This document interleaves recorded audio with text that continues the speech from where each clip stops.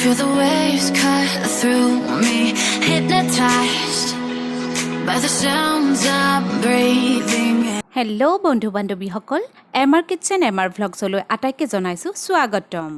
আজি মই আপোনালোকলৈ লৈ আহিছো ৰৈ যোৱা ভাতেৰে বনোৱা মচমচিয়া পকৰা ৰেচিপি। গতিকে আহক ৰেচিপিটো চাই লওঁ। দুপৰীয়া বনোৱা কিছু ভাত ৰৈ গৈছিল, সেয়েহে সন্ধিয়া কিহেৰেনো চাহ খাওঁ বুলি ভাবি থাকোঁতে ভাত কেইটালৈ মনত পৰিল আৰু মই ভাতৰ পকৰা বনাবলৈ মিডিয়াম আকাৰৰ বাতিৰে দুবাটি ভাত লৈ ল'লোঁ। এতিয়া মই ইয়াতে 3 চামুচ বেচন দি দিম। বেচনৰ সলনি আপোনালোকে কৰ্ণফ্ল'ৰ অথবা পিঠাগুড়ি দিব পাৰিব। কাটি থোৱা পিঁয়াজখিনি দি দিলোঁ। কাটি থোৱা কেঁচা জলকীয়া দুটাও দি দিলোঁ। ইয়াত ধনিয়াও দি দিব পাৰিব, মই ধনিয়াৰ সলনি নৰসিংহ পাত দি দিলোঁ। আধা চামুচ জিৰা গুড়ি দি দিলোঁ। আধা চামুচ জলকীয়া গুড়ি দি দিলোঁ। আধা চামুচ আদা নহৰু পেষ্ট দি দিলোঁ। সোৱাদ অনুসৰি নিমখ দি দিলোঁ। আধা চামুচ হালধি গুড়ি দি দিলোঁ আৰু এতিয়া 3 চামুচ পানী দি দিম। এতিয়া এই আটাইখিনি 1 পৰা 2 মিনিট পৰ্যন্ত হাতেৰে মোহাৰি মোহাৰি মিহলি কৰি ল'ম।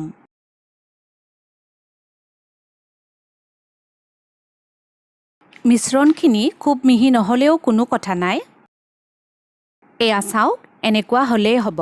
এতিয়া অলপ অলপ মিশ্ৰণ হাতত লৈ নিজৰ পচন্দ অনুসৰি আকাৰ দি ল'ব। এয়া চাওক, মই এনেকুৱা আকাৰ দি ল'লোঁ। এতিয়া মই এই মিশ্ৰণখিনিৰ পৰা এনেকুৱা আকাৰ দি বনাই ল'ম।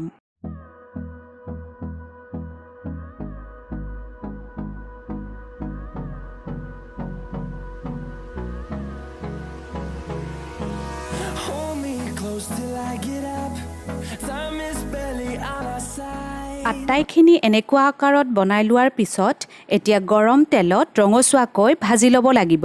গেছৰ ফ্লেম ল' ৰাখি কেৰাহীখন পাতি দিলোঁ। কেৰাহী গৰম হোৱাত তেল বাকি দিলোঁ। তেল সৰহকৈয়ে দি লৈছোঁ। তেল গৰম হোৱাত এটা এটাকৈ ভাতৰ লাড্ডুকেইটা কেৰাহীখনত দি গৈছোঁ।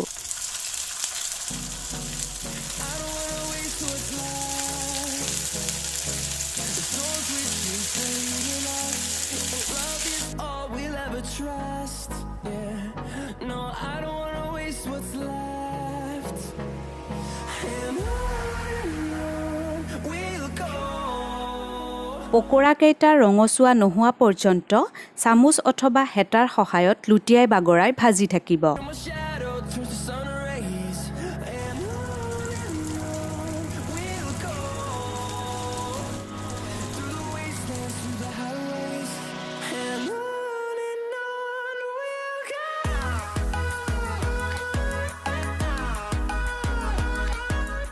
পকৰা কেইটা ল' টু মিডিয়াম ফ্লেমত ৰঙচুৱাকৈ ভাজিলেই হৈ যাব।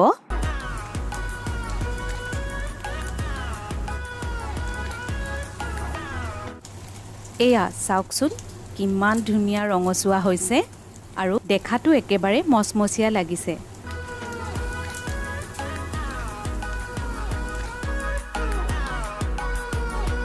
পকৰা কেইটা ৰঙচুৱাকৈ ভজা হৈ গৈছে, গতিকে চামুচৰ সহায়ত এখন প্লেটত আটাইকেইটা পকৰা উঠাই ল'ম।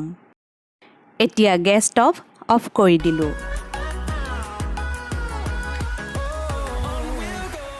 যদি মোৰ এই ভাতৰ পকৰা ৰেচিপিটো আপোনালোকৰ পচন্দ হৈছে তেনেহ'লে লাইক কৰিব, কমেণ্ট কৰিব। সতৰ্ক থাকিব, শান্তিৰে থাকিব। ধন্যবাদ।